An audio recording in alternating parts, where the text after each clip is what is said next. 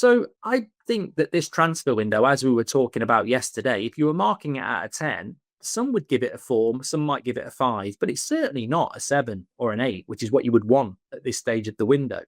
So yeah, it's exciting that we're in for Watkins or Sesko, but nobody can say with any confidence what we'll end up paying and who we will end up getting. It might not go well, it might go well. But we don't have the goalkeeper. So as much as we might get excited about, oh, it could be Sesko, the latest brief around the goalkeeper is Onana's the goalkeeper. And that is completely and utterly unacceptable, in my opinion. It is unacceptable for a club of United's position, where we finished 15th and we're not in Europe, to be going, well, Onana won't go, so we're not going to buy a goalkeeper. Who are you? You know, I was down Old Trafford last week with Seb. I saw statues. I saw an amazing stadium. I saw, statements of, past glory and what Manchester United's meant to be about. And are we really sitting here in late July going, well, we can't buy a goalkeeper because Onana won't go? I mean, grow a pair. Grow a pair and actually do what any top football club would do, and that is replace a weakness. Regardless of cost, replace the weakness. And the thing about the goalkeeper is, look, I don't know. Maybe Onana won't be our goalkeeper next season. Maybe he will. But nobody can deny he's injured. And we play Arsenal in 2.5 weeks. He is going to play that game if he's fit. And that, to me, is a shocking start to a season against one of the best teams in the world. Walking into that it shows a clear and defined lack of ambition. And people can talk about, I've seen the plans. Well, I've seen the plans as well.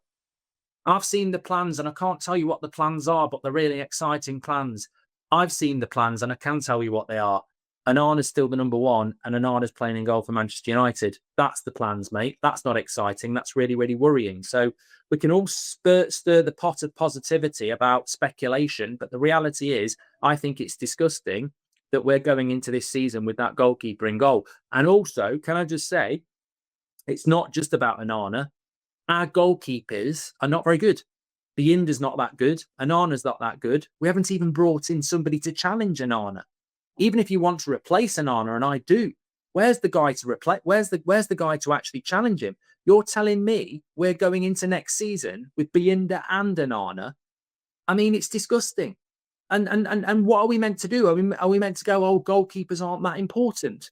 Of course they're important. So, look, it's disappointing. As I said, the update from The Athletic is that the club are effectively saying that United have looked at goalkeepers, but there's no sign Onana will go. So that parks the chance of United signing a goalkeeper in that position unless Biyinda goes. Well, if Biyinda goes, we're buying a backup goalkeeper, aren't we, as well? I think, look, Lemens is there. I mean, this is just the harsh reality of the goalkeeper situation and how desperate it clearly is when you analyse it. We asked Villa to loan Emi Martinez. I find that incredible. What are we going to do? Are we going to ring up Brighton and say, can we loan Belieber? Maybe we should ring up Leipzig and say, can we loan Sesko? Maybe that's what we're going to do. We talk to Sesko, we agree the personal terms. He wants to come to Man United, and then we ring up Leipzig and we go, yeah, the player wants to come to us. We're thinking a loan deal where you cover his wages. I mean, it's just incredible. How are we trying to fill a goalkeeper position by asking a team who are our rival and better than us to loan one of their best players? It's just madness. And then you look at Lemens, who could be a young goalkeeper with talent, who is available for what, 15 million quid?